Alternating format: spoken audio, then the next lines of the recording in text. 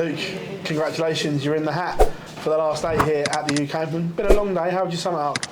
Yeah, I felt the best I felt in the tournament. It felt like it was going really well for me, and then all of a sudden, I think them few darts at a double to go 7-0 up just sort of threw me a little bit, strangely.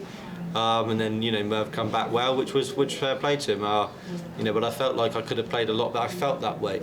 But all you got to do is get over the line, win the game, and save the good darts for tomorrow if I need them. When you're 6-0 up and there's not a lot coming back at you, I know you can switch off. Did you switch off in that moment because it was perhaps a little bit too comfortable? Yeah, I mean you can switch off. I think like maybe I did. When I missed them doubles, usually you'd punish yourself and be right. The next leg, come on. Whereas I probably didn't because I felt like the game was sort of in my grasp. But Merv showed that you never should think that, because 6-3, if I don't win that leg, all of a sudden at 6-4 his throw he is right back in the game. So Merv, I feel like when I got in that lead, I don't think Merv was throwing much at me, but when he had that bit of hope, he started trying again then, and I shouldn't really have given him that hope, because if I'd have 7-0 it probably pretty much would have been comfortable for the rest of the game. But sometimes I feel like I go to sleep, and that is my Achilles heel now. It used to be the doubles, now it's the falling asleep halfway through the game sometimes. Even as world champ and world number 1, is that a massive lesson learned tonight then? Yeah. I mean, kind of, but I do feel that is the thing that does hold me back from these big performances. I feel like sometimes in the middle of games, it happened against Dirk, I just go missing for a couple of legs where I can't even hit a treble for about 5 throws, and obviously you can't be perfect, you can't be playing well all the time, but I do think I've cleared up a lot of things, but that is the one thing that's crept into my game. Like, if I can change, I can carry on this winning streak.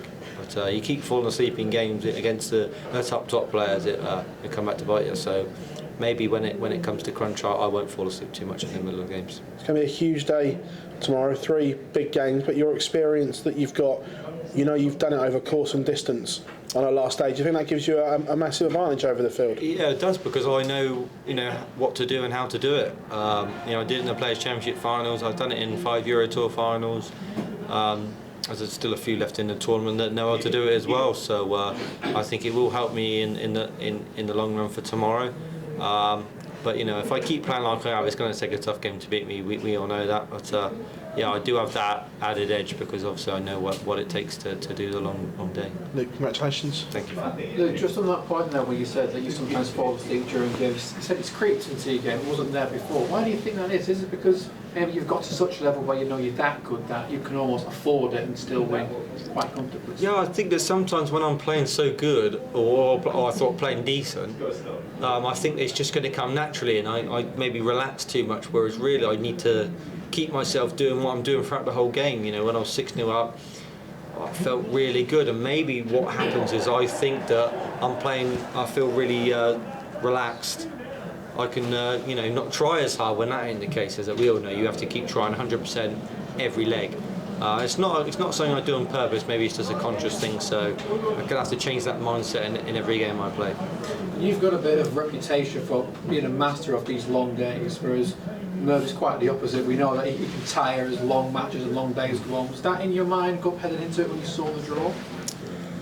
I mean, Merv's getting to an age now where it's a lot tougher for him. If I was Merv's age, it would be a lot tougher for me. I know that I can cope with these long days, so he did say that afterwards. He said the long day caught up with him, but he's a fantastic player, and if you're playing 1 game a day, he's still got it. So 14 hours is long for anybody, but for Merv it is incredibly hard for him, and I did bear that in mind. But I've got massive respect for him. He's a great guy, and he gave his best up there. It just wasn't enough tonight. When we spoke yesterday, you said that you normally get really tough draws. Every player seems to have said that this week, but respectfully, it's almost been kind draws so far, relatively speaking. Does that affect your preparation moving forward, that you've not really been battle hardened almost in this tournament, or some players can get Michael Van Gerwen and yourself, Gezi Price back to back? Yeah, I mean, if you're playing Michael and Gezi back to back and you win them both, it's going to stand you in more good stuff than it has for what I've done. So, I don't really tend to look into it. The performances that have been against me today haven't been, what some people may have had against them. but you still got to get to that 10 legs, so it's still tiring, it's still a long day regardless.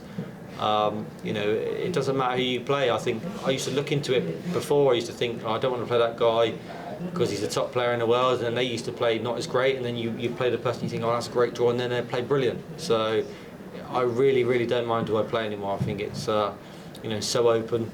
But you know, I think me and probably Luke Littler's been the most consistent players throughout the tournament. So if we draw each other, then it'll be a fantastic game. But if I meet him in the final, if I get that far, that'll also be great for the fans to see as well. Cheers, Luke. Thank you. Thank you. You spoke about our rivalry before, about you with Luke. That would be a fitting final, wouldn't it? Yeah, well, it would be a fitting final, of course, but there's so many great players in this tournament that will have a lot to say about that. So, you know, it's not a foregone conclusion. We've got to avoid each other first, but you know, if we draw each other tonight and we have to play each other tomorrow, then it's also a great game. But you know, it's something I'd love to see. If I can make the final, I'd love to play him again because it's great for the fans to watch. And you know, we've both probably been the most consistent in this tournament.